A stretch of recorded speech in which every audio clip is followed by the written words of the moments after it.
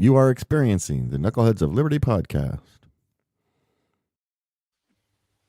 Today is July 10th, 2023, and welcome to the Knuckleheads of Liberty, where we're bringing you the people and the organizations fighting for liberty across the country and in your region. Today's show is a special show that's going to be focused on some of the decisions that have come out of SCOTUS recently. So we're just going to kick some of those around to share some of those findings with you. But I also wanted to mention, too, at the beginning, if you'd like us to do a focus show on something in your region, just leave a comment on our Facebook page and or Knuckleheads at knuckleheadsofliberty.com, and we'll certainly consider it. So anyways, before we get into the show, let me introduce you to the rest of the panel. In our lower left-hand corner, we have Leon, the word Brathwaite, last word in Liberty. He is a retired engineer in the state of California. In our lower right-hand corner, we have our screaming eagle of freedom, Tim Everett. He is a pilot in the state of California. My name is Jason McPhee, and I'll be your host. So the SCOTUS rulings, there's been a lot of big stuff that's come out recently. I think we should just for clarity, we should tell our audience that SCOTUS really means Supreme Court of the United States, please. Exactly. Yeah. I know you hear those terms, POTUS, SCOTUS, and all these other things. It's just part of that big book of acronyms that comes from the government, the BBA. But anyway, James, maybe we could get our visual up on this one. So here's sort of a nice overview that NBC put up on this, and it sort of shows some of the recent decisions that have come out and how the different judges voted on it. And so there was about 10 decisions that came out over the last couple of months, and we're going to try and tackle about 5 of those here for you on the show today, if we can get through them. This first one we wanted to touch on because it's potentially has some pretty big implications, and that's Sackett versus the EPA. So this is a case about water rights, and essentially this is something that has dragged on this particular case for it's been in front of the court for like 15 or 20 years. It's just been a real saga. This couple, they decided they wanted to build a home in Idaho that was near a lake, and there's all kinds of apparently restrictions that the EPA has put on this with respect to whether or not it's considered a wetland, or let me see if we have a visual that we can show. So essentially, if it's adjacent to a body of water, they're saying that the EPA can regulate that. But then if it's also considered a wetland as well, I believe, and it's adjacent. And so the Sacketts, this couple, they wound up buying this lot of this property lot here in this sort of developed area near a lake, and it's not actually next to the lake. In Idaho, just to be clear. In Idaho, yeah, I think it said that. So they had this piece of property. You could see it's not even next to the lake. But once they bought the property, they found out that they weren't going to be allowed to develop it. They'd actually started the process, and then I guess the EPA jumped in and said, "Hey, you need a permit for this. This is a wetland," and that's what started the whole ball rolling. They went in. They tried to hire their own people to try and determine if this was a wetland. I guess the Army Corps of Engineers had previously, I guess, told the earlier owner that they thought it was a wetland, but they didn't bother to to put it in the register that, I guess, information with the locality. So when these guys the Sacketts bought this land, they had no knowledge that this was, I guess, at all a wetland. But the question really became was, how is this even defined? There's all these crazy things like, is it adjacent? What does adjacent mean? And all of these other things. Like I think they decided previously, there was an earlier decision that allowed this even to get to court back when Scalia was justice with the court. And they came out with this crazy idea that whether or not it's a nexus to, I don't know, just all kinds of crazy terms. But the bottom line is, there's just so much confusion that if you're a property owner, how can you hope to know?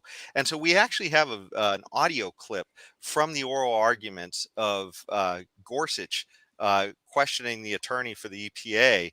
And it actually kind of gets to the point that we're trying to make here. And so let me play that, and then I'll open it up to you guys to talk. So James, maybe we can get the audio clip here of Gorsuch questioning. They have to actually be wetlands. So no, I understand that. I'm just asking about adjacency. Understood. How does anyone know, any reasonable person know, within maybe several hundred square miles in a watershed that drains into a body of water that is the water of the United States, know whether or not their land is adjacent to? So I think we are talking about adjacency, and that may not be something that gives you bright line rules, but it rules out things that are many miles away. Does it? Are you sure the EPA would take that view? I've asked this question. The agencies have told me they do not draw bright line rules. They do not think 300 feet is unreasonable for adjacency. So how about 3,000 feet? Could be?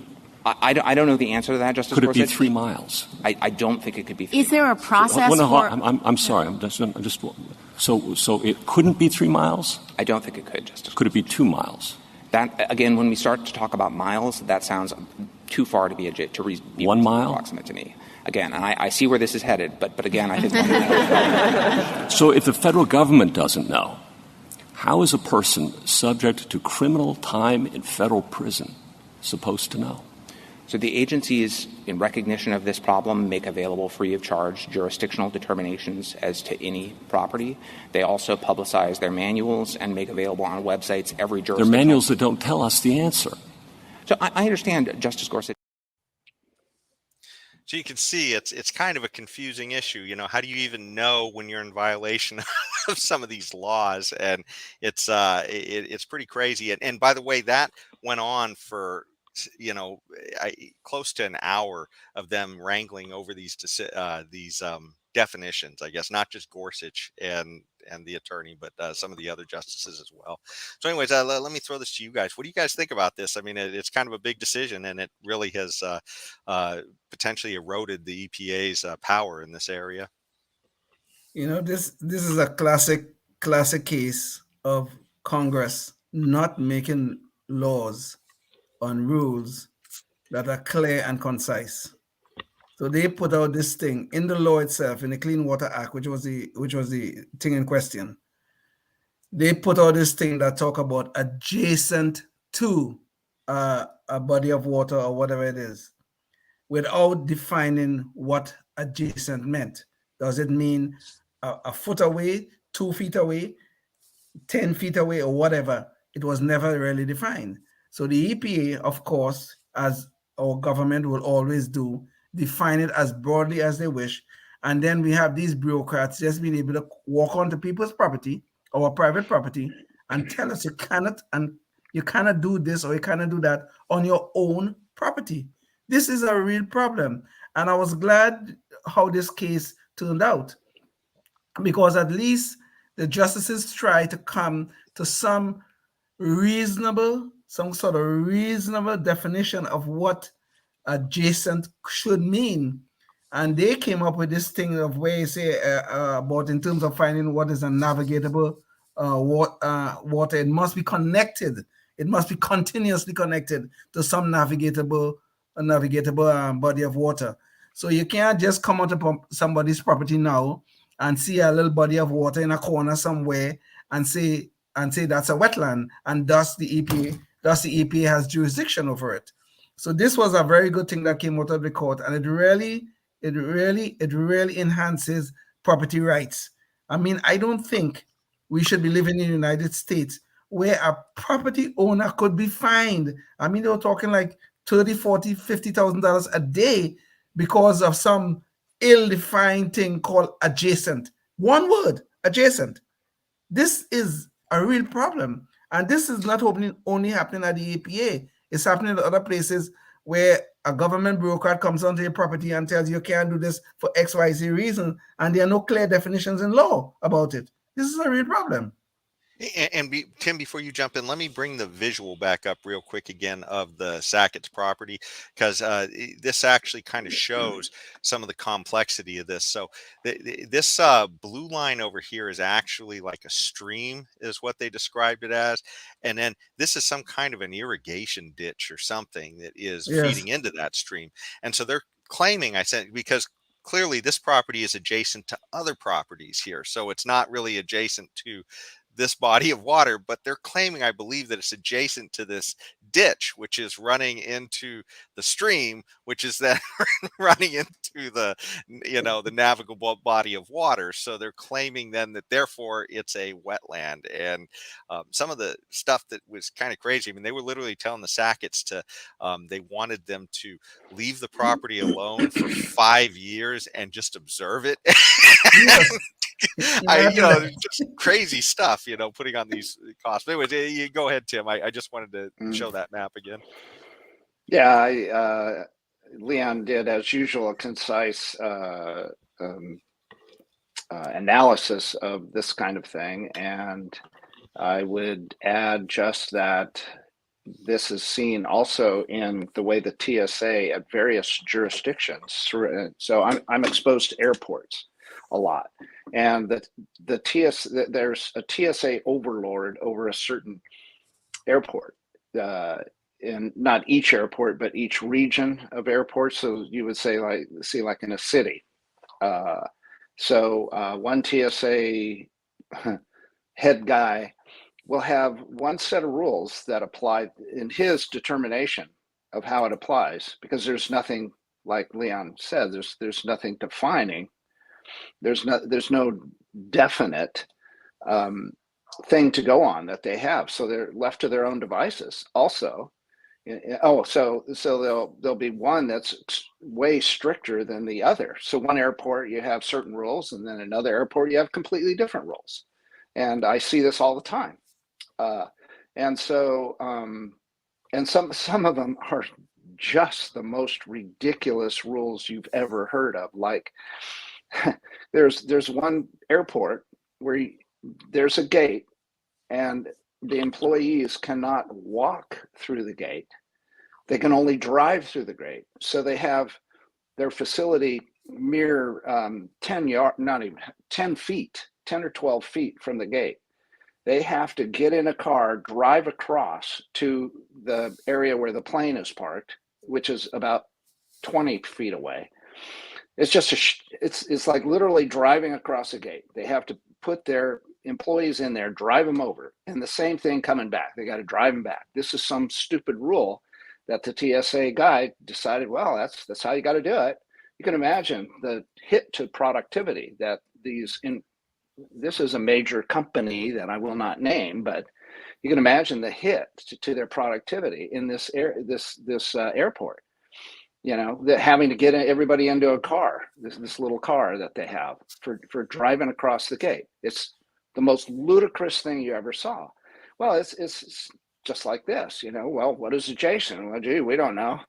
Hey, we're going to make it up. Well, we'll make it up. Hey, and free of charge, we'll go tell you what you can or cannot do on your property, because the person making the decision about what you can or cannot do on that property is some bureaucratic weenie, for lack of a better word, who's going to decide based on what his interpretation of adjacent is.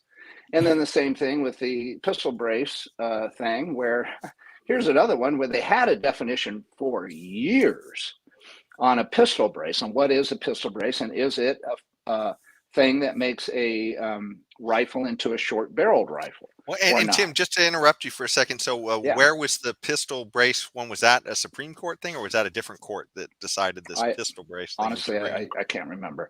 I don't know, but yeah, I think the scuttlebutt is no, that was the 80% receiver. That was that decision. But the pistol brace, they've struck it down, as far as I know, at least temporarily. I don't know if they've even ruled on that. So, but no, I'm just pointing out that the pistol brace thing went for years and years and years, where a pistol brace was not defined, if the use of it was not defined as converting magically a a pistol into a short-barreled rifle. So then the ATF, with pressure from the Biden administration, decided, oh, we're going to reverse that, and now it does create a short-barreled rifle, just the addition of a pistol brace.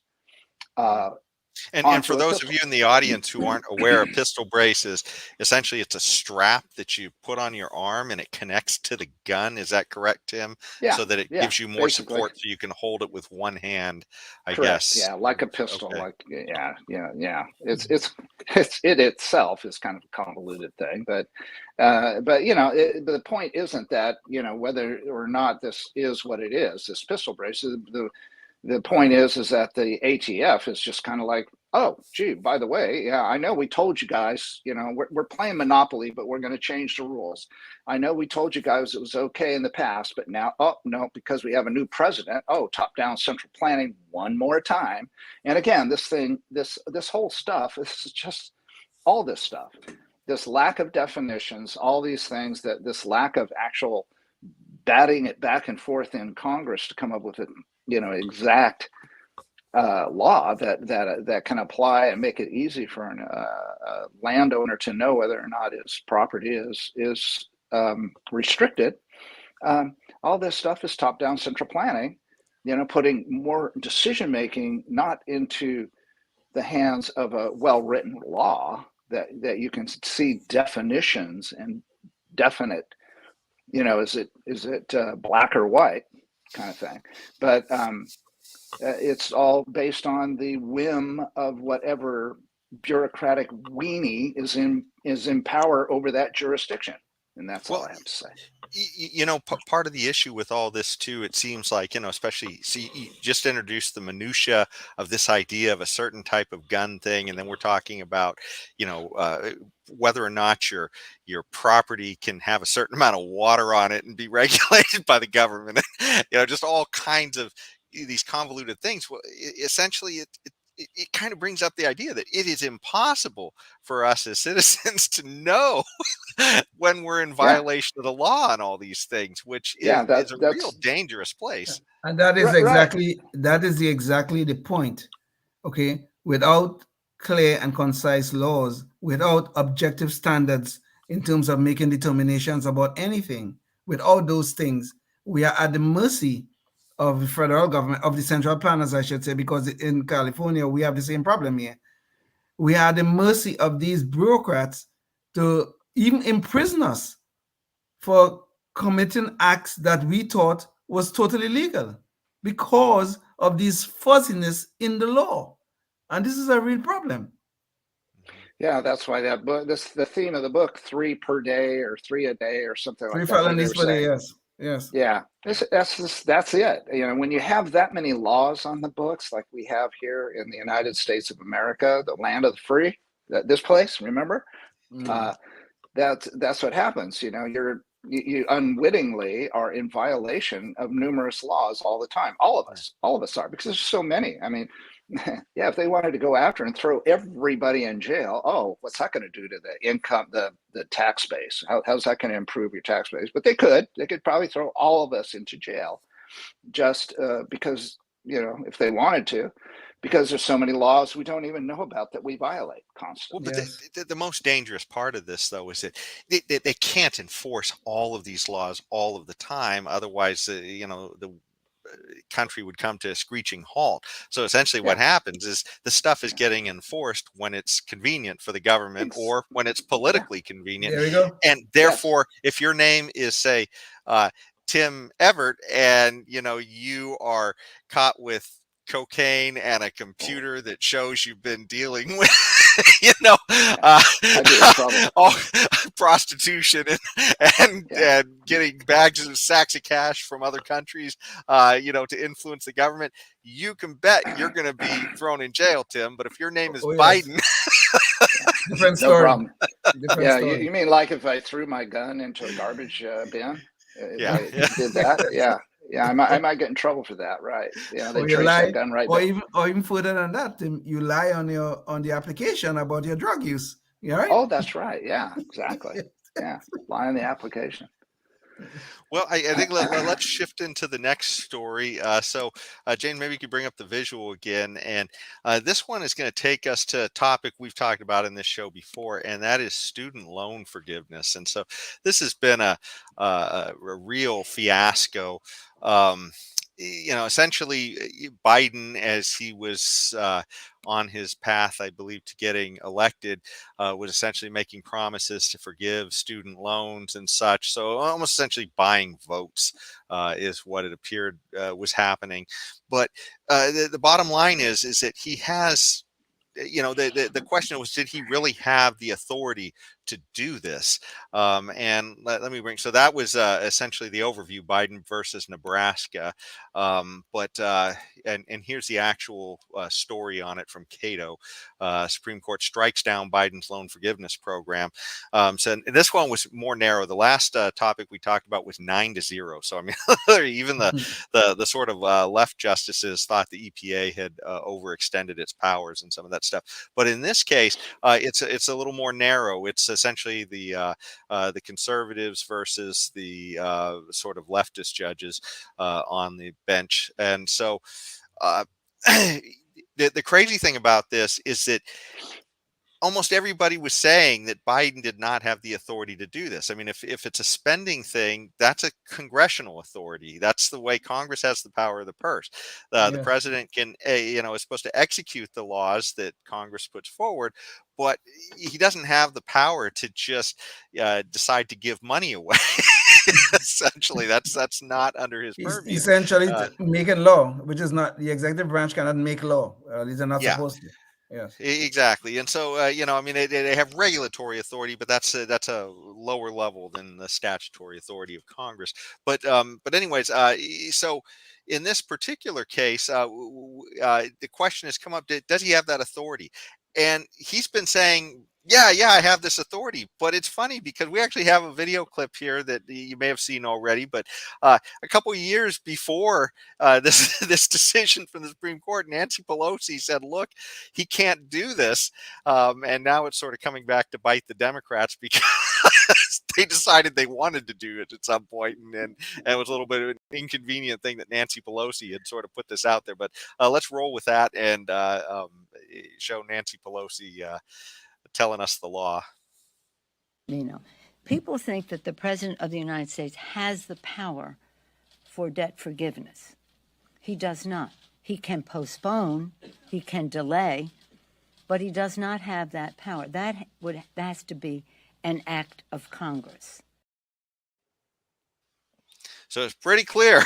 She was the Speaker of the House, and she said that, hey, Biden does not have the authority to do this. This is something that we have to do. And, well, the Supreme Court agrees with Nancy Pelosi in this case.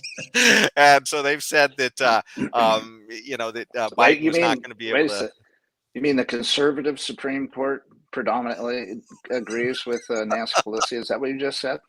That's what I just said. Of course, well, I don't know if Nancy Pelosi agrees with herself. I agree with Nancy Pelosi too. This is a glorious day. Okay. All right. Even more amazing. Leon agrees with Nancy Pelosi. Yeah, it is interesting though, because apparently Biden is looking for ways around this still, and he's talking about ways that he can still, I guess, circumvent this whole just forgive all these debts to essentially allowing that if people have paid over a certain amount of years, and if they haven't finished paying for it after like 10 years, he can still forgive the debt, is what he's claiming. So I don't know if this is going to go back to the Supreme Court or whatever, but this is part of the new plan that he's rolling out. So it doesn't seem to, I don't think, the courts seem to faze Biden at all. They tell him he can't do something, he just goes ahead and does it. Anyway, what do you guys think about this whole case of debt forgiveness with the student loans? Timmy can go. I went on the last one. Timmy can go. All right, if I'll go first. I guess I just can't wrap my head around how the left, which it seems like with this divided decision, enjoys so much top-down central planning. I don't understand why there's no limits to what almost the EPA. I have to retract that because the EPA ruling was a case where well, yeah, top-down central planning isn't correct in this area. But in this other, the student loan forgiveness, and I just hate that. Forgiveness of debt? No, the debt was never going to be forgiven. That was a misnomer. Forgiveness would have been if you stiffed the people that own, if there was a way to do it, if the people that own the treasuries of the debt, and you said, oh, you own these T-bills, and this portion was meant for student loan forgiveness, and so we're going to forgive that debt by stiffing you guys, and now it doesn't have to be paid back. But no, that was never it. It was simply a different person had to pay back the debt owed to the treasury bond holders, and that person is just American taxpayer. Okay, so now it's not. We're not going to forgive. Well, Tim, to make it even more concise, they're not forgiving the debt; they're just redistributing the debt. Exactly. Yeah, because I can be socialist at work. Socialist at work. Yeah, because I can be verbose when I'm tired at 8:15 in the morning. I'm sleep deprived. So yeah, that was it. And but yeah, all that notwithstanding, I'm just surprised that why is it the left always just, or not always, but a lot of times will just embrace this whole idea of top-down central planning, a Joe Biden or a whoever just deciding on a whim, hey, I'm gonna forgive this student loan debt. Vote for me. Well, I know why they like it, but I mean, it's like, is there any? Do you have any principles involved in this, or is it just your partisanship? So anyway, that's it. That's all I have to say about it. But I'm real happy that the ruling came out like it did. I agree with it, and Leon's going to say why. The outrageous thing about this is that the Biden administration claimed authority to do this under the HEROES Act, but the HEROES Act was intended for military active personnel, and even probably for vets also, but it was connected to military personnel, and they're claiming authority that authority now spreads to anybody who has or have a loan for that they have not been paying on for a little while or whatever, that kind of stuff and things like that because of the pandemic. That was the first step they did. That the loan could now be forgiven with the authority of the HEROES Act. So everybody knows part, I guess, of the military, according to them. I guess I don't know how that works out. Well, Leon, hold on. Hold your thought there real quick. I just want to break in. If you're watching this show on public access, we're going to be breaking away because we're at the end of the time for that venue. But you can catch the rest of this show if you go check us out on Facebook, Spotify, YouTube, or Rumble.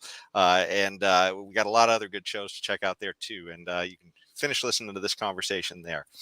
So anyways, back to the conversation. Yes. So the use of the HEROES Act was such a travesty that it was unbelievable.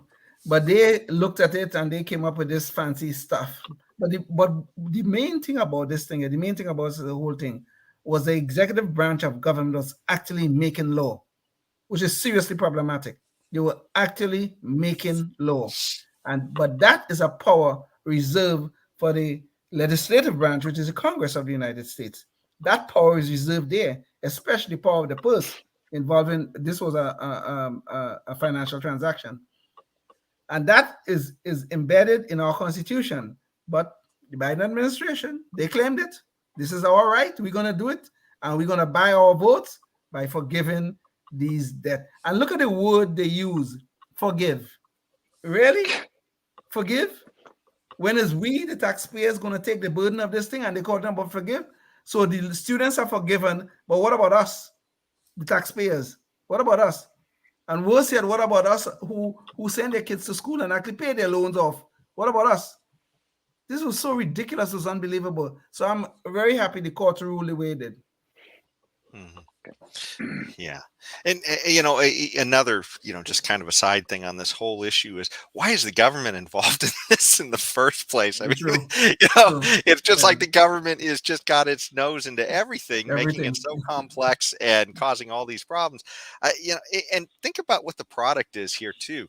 Why this student loan forgiveness is such an issue, it's literally because we've got all of these loans that for an education that's not paying for itself, right? I mean, so people are claiming that, that this terrible investment that they put this money into, it's not paying off, that the government literally guaranteed. so it's just one thing after another. The government gets his nose into it, and it just goes off the rails. And I don't think. But we'd that be point you talking just about made this. about these loans, the college education not paying off. I mean, that is such a good point, because we have these little kids going into these universities, and they're doing gender studies, African American studies, they're doing Asian American studies, all these things that have no value in the marketplace. I'm not saying that these things, you shouldn't at some level study these things at some, as maybe part of a larger curriculum. But when you go in a university and you focusing on these things where this is your specialty, and then they have no value in the marketplace, what do you expect? What do you expect? You come out and you can't find a job that will pay you enough money to pay off the loan. What would you expect when you have a nice fancy degree in gender studies? For God's sake, think about this. Yeah, all it takes to make education worthless is for the government to get involved in it. But speaking of other impacts to education, there was another big decision that came down. In some ways, this might be one of the biggest decisions, and it had to do with affirmative action. Everybody's heard of the issue with Harvard, but it actually North Carolina was in this suit too. And James, maybe we could get the visual up on this again too. So this one was decided 6-3 again. So it was mostly the conservatives lined up against the sort of the more left-leaning judges. But the issue was that they were essentially stacking the deck against Asians because they wanted to have their particular race mix in the college. And so, here's an article from the Washington Examiner talking about the case, diversity, house of cards collapses. But I particularly like this article from the New York Post because they give a lot of the numbers breakdowns here, in this particular issue. So they talk about, the Supreme Court ends affirmative action here. But if you look at what it took as an Asian to get into some of these, like for instance, if you win the academic 10th decile, so that means I guess if you win the top 10% academically, to be an Asian, only 12.7% of those Asians that applied in that decile were going to get in. But for African Americans, if you were in there, it was like 56%. So I mean, and granted, this isn't the raw numbers of people admitted, but this is your chances if you were there, based upon your academic performance. Yes. So part of the way that they weighed this is that they said that they started putting all these other crazy metrics, like how likable you were. And that they, you talk about race. I can't think of a more racist thing to say than, well, if you're black or Hispanic, we like you a lot more than if you're white, and we really like you a lot more than if you're Asian.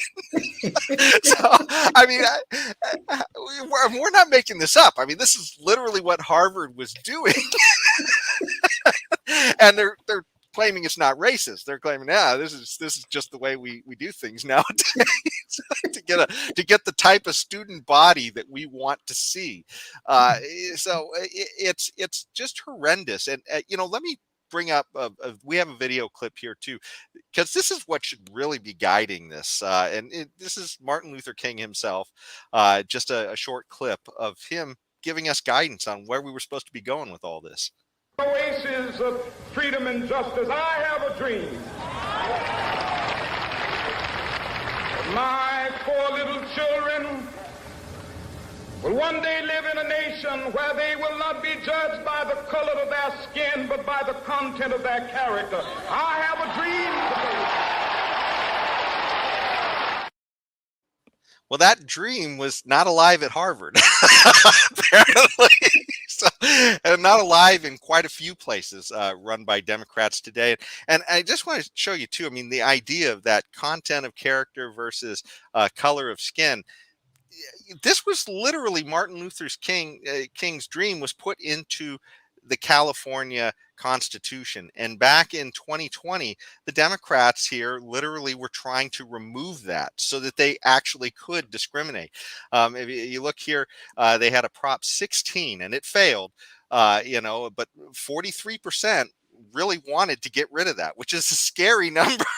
You think about it, that many Californians said, hey, we need to, get rid of the restrictions against the government and being able to discriminate on the basis of race. In fact, what it said was a yes for a vote supported this constitution amendment to repeal Proposition 209, which back in 1996, which put into our Constitution that the government and public institutions cannot discriminate against or grant preferential treatment to a person on the basis of race, sex, color, ethnicity, or national origin in public employment, public education, and public contracting. So, I mean, this is a strategy by the Democrats. This isn't just happening at Harvard. This isn't just happening in a few places. They're literally trying to lay the groundwork within the law to be able to do this anywhere they want to do it within government. So, anyways, I'll throw this to you guys. What do you guys think about all this? Remember Joe Biden was telling us about Jim Crow 2.0? Remember he was telling us about that? This is what is happening in America today, is Jim Crow 2.0. You see, we are no longer human beings. We are no longer Americans. What we are just a bunch of humanoids who only definition is our skin color or ethnicity. So we are no longer living Martin Luther King's dream of content of character. That's how we should judge people. We no longer want to judge people by the capacity of their competence. We no longer want to judge people by the color of their conduct. Those things are no longer important. What is important is the color of your skin or your ethnic background. And this is a serious problem. This is Jim Crow 2.0. Here I'm going to agree with Joe Biden, but he was using it for another purpose. But he's right. It is Jim Crow 2.0. And this is a problem because what we are doing is we are legalizing. This was the attempt to legalize discrimination. And this is exactly what was happening.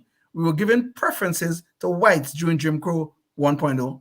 And now we want to give preference to blacks, to Hispanics, and that is Jim Crow 2.0. And everybody thinks this Jim Crow is a good one. Not everybody, but the left thinks this Jim Crow is a good one. But previously, the last Jim Crow was a bad one. It was good when it was going on. When the Democrats were enforcing it all over the South, it was good then, okay? But now we look upon it as bad. But now we have this new Jim Crow. Well, this is better. This is a better kind of Jim Crow. So we have bad racism and good racism.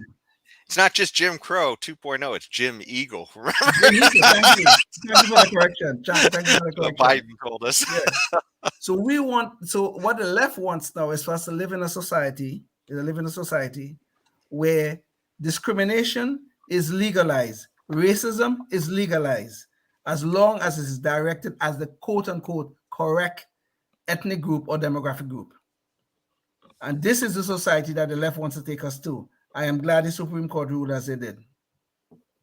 Yeah, me too. So people that disagree with the Supreme Court decision, I would simply ask them, would you like your heart surgeon to be the guy that got into med school based on the color of his skin? Would you like your airline pilot that's flying you in that aluminum tube at 36,000 feet? Would you like that guy to be not the best pilot, but the one that got in because there was some quota that had to be met? Kind of like our vice president. Because she may wind up at the helm of the whole country. Who knows? The way Biden looking these days, it might be so true. Yeah. So, is that what you want? Is that the world you want to live in? Or die in? In the case of the heart surgeon and the airline pilot, is that worth it for you? Or you care that little about your life that you don't want the best pilot. You don't want the best surgeon. You want the one that was there for quota reasons. There you checked go. all the And boxes. this is the point, Tim. The capacity of competence. If we are not judging by that, God help us. Yeah. And just to make it clear too, this administration is all in on this type of thing, because remember, when he chose Kamala Harris to be his running mate, he said it's going to be a woman, and he said what color the person has to be too before he chose the person, and he said the same thing for a Supreme Court nomination in Ketanji Brown. So it's just, yeah. But the ironic thing about Ketanji Brown, in the Ketanji Brown case, Biden said he was going to select a black woman, and when during her confirmation hearings, when she was asked what is a woman, she did not know what a woman is. Yeah. So I don't know if Biden actually picked a black woman for the court. I don't know. Yeah. Well, maybe Biden knew, and she was just confused. I don't know.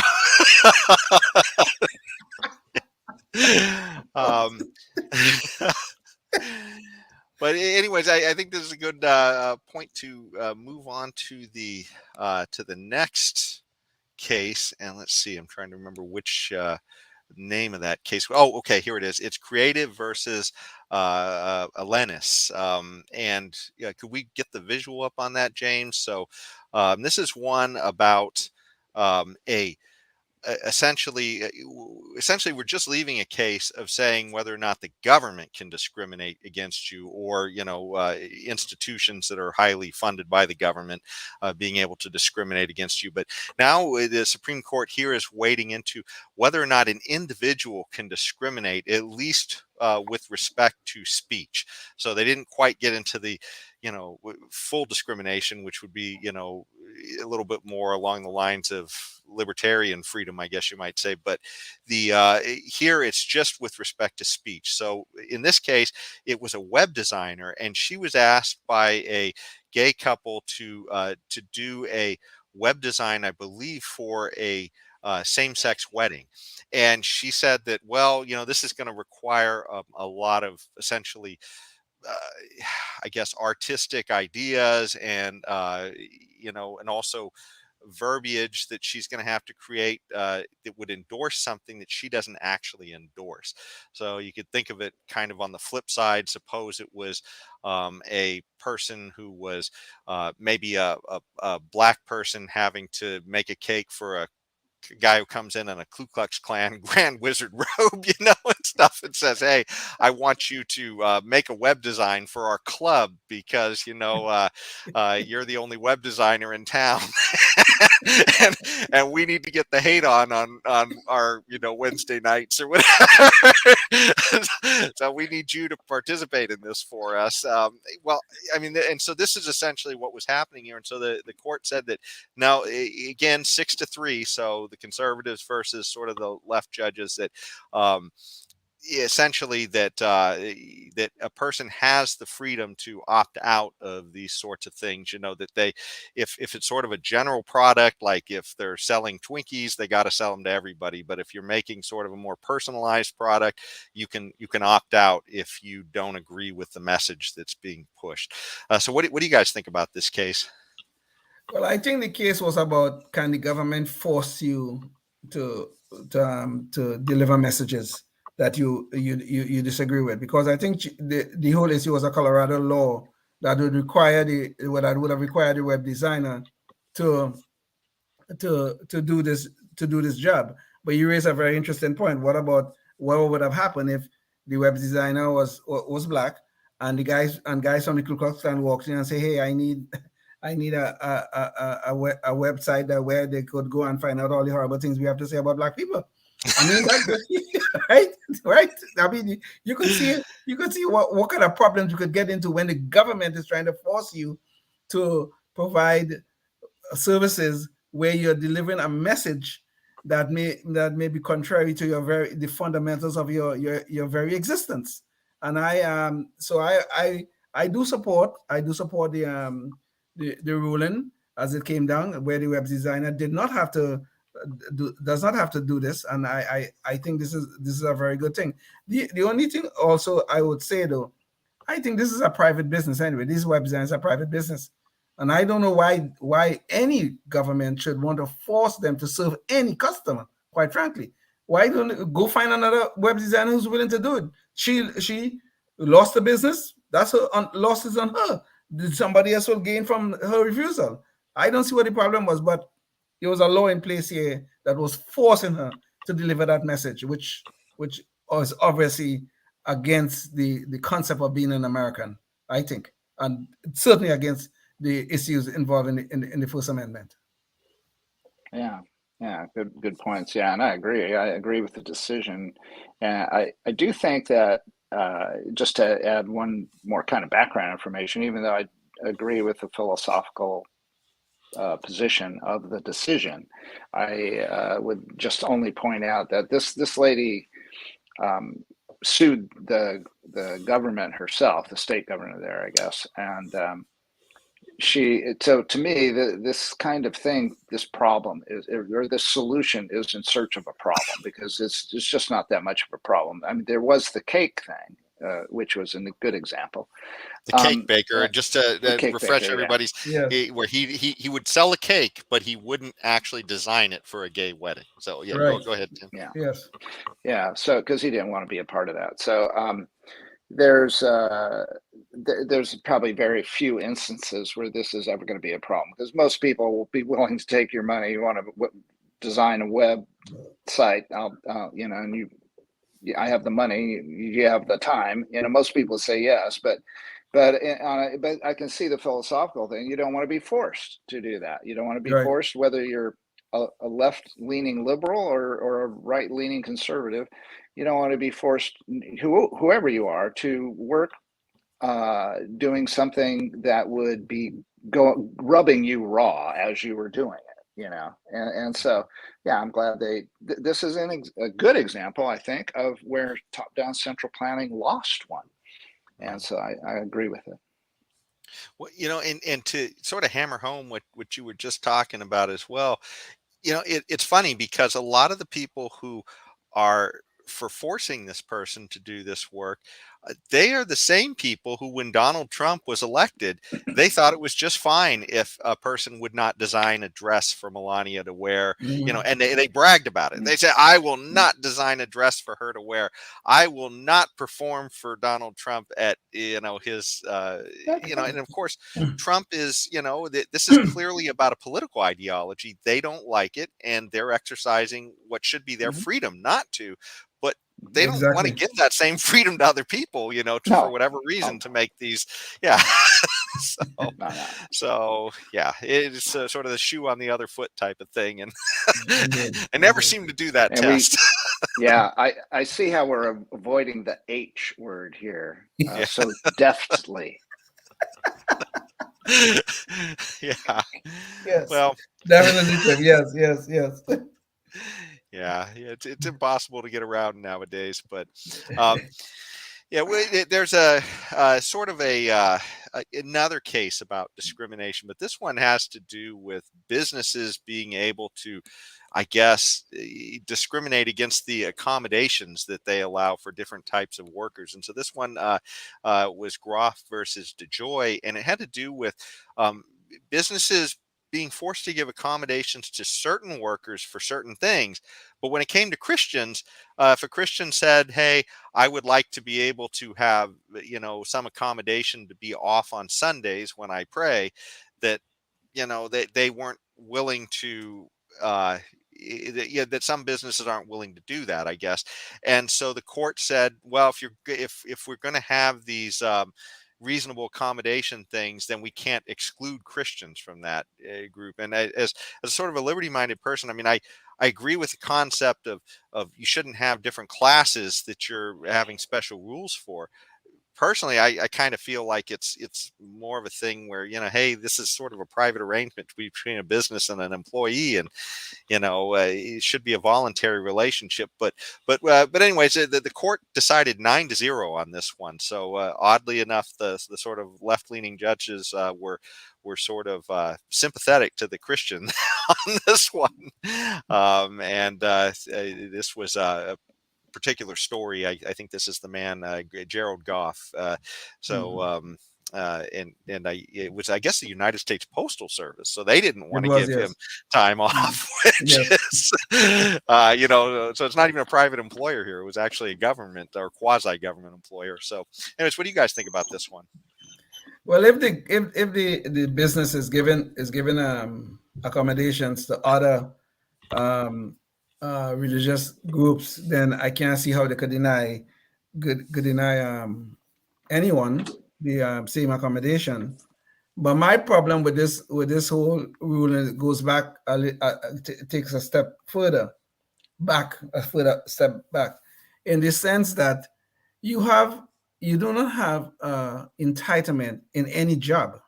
Okay, especially when you're talking about private employers. Well, in this particular case, is quasi-private. Well, I don't know why you call it postal service, because they're still a government agency, but they are run separate from the government itself. But you do not have a right, an entitlement to any particular job. So if you went to a job and the requirements is that you work on a Sunday, as it was in this particular case, then you're not entitled to that job. I find you should go find another job if you find that too much of a burden to be able to keep that particular job. But if the business already opened the Pandora's box of giving accommodations to other religious groups, then I cannot see how you could at the same time say no to one of the Christian faith. But I have a little problem with the whole concept of the accommodations that are being made, as if there is some sort of entitlement to any particular job. Yeah, well, I agree totally with what Leon said, and I think he said it in a very concise way, and I can't add to it or subtract from it. Okay. Thank you, Tim. Thank you. Well, that's a great segue to our last topic, and that's our Knucklehead Noise Patrol, where obviously you can see a lot of these decisions, not all of them, but a lot of them rub the left-leaning judges the wrong way, and therefore the Democrats the wrong way. And of course, that has led to calls for adding to the court, when you talk about adding and subtracting. so they now the Democrats, their solution, a lot of them are calling, hey, we need to pack the court, because if we could just get this up to 13 justices, then the law would be more the way we like it. Jane, maybe you could get the visual up on this. Which, just to define it, would be the way we like it, would be the more top-down, centrally planned. Yes, laws. exactly. Yes. Yeah. And so anyway, Biden actually looked into this earlier, and he appointed a commission, because, the Democrats were apoplectic when Trump got 3 justices on the court, and you can kind of see what some of the ramifications are of that. We had the issue on abortion that happened earlier in the year, I believe, and then you have these issues on things like affirmative action, that these are just real sacred cows to the Democrats, and they're being overturned now, with this new complexion to the court, and so it's, even though Biden, he actually, instead of just rolling straight ahead like he usually does, he actually put together a panel on this, and the panel came back and told him, no, not a good idea, because it'll predictably end in never-ending packing of the court. When the Republicans are in power, they'll just simply add more justices. But anyways, again, though, we do have a quote from Nancy Pelosi on this one, and I thought it'd be worth playing on what she thinks about the court and packing the court. I don't know about the expansion. It's been over 150 years since we've had an expansion of the court. It was in the time of Lincoln that it went up to 9. So the subject of whether that should happen is a discussion. And it's not a rallying cry, but it's a discussion. The president formed a commission. They did not recommend expansion of the court. That shouldn't be the end of it. But there certainly should be term limits. There certainly be term limits. And if nothing else, there should be some ethical rules that would be followed. I had one justice tell me he thought the other justices were people of integrity, like a Clarence Thomas. I'm like, get out of here.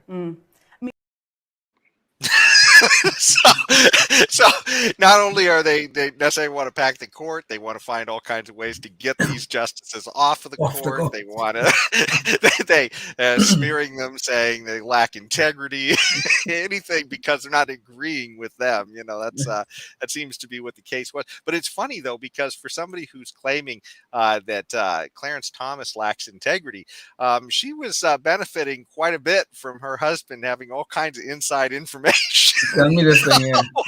while she was Speaker of the House. So I mean, he made in hundreds of millions of dollars with his stock trades, and but Clarence Thomas is the one without integrity. So, anyways, what do you guys think about all this?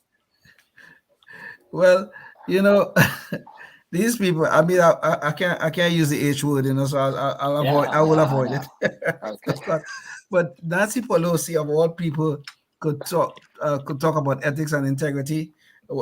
Come on, get serious here, okay? And the thing about Clarence Thomas sold a bit of property in Georgia. He has a 1/3 interest in it, and he did not disclose it. Okay, it was a mistake on his part, which he should have disclosed it.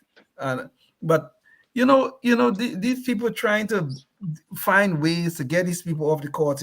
They're trying to destroy the legitimacy of the court, so that anytime they have a ruling of the court that they don't like, they're going to say, oh God, there goes the illegitimate court again, and stuff like that. And then Nancy Pelosi have the balls to be talking about integrity and ethics. And look at her husband, what he's been doing because of her, quite frankly, some of the inside information that he have used to make hundreds of millions of dollars, or whatever the number is, but it's in the millions for sure.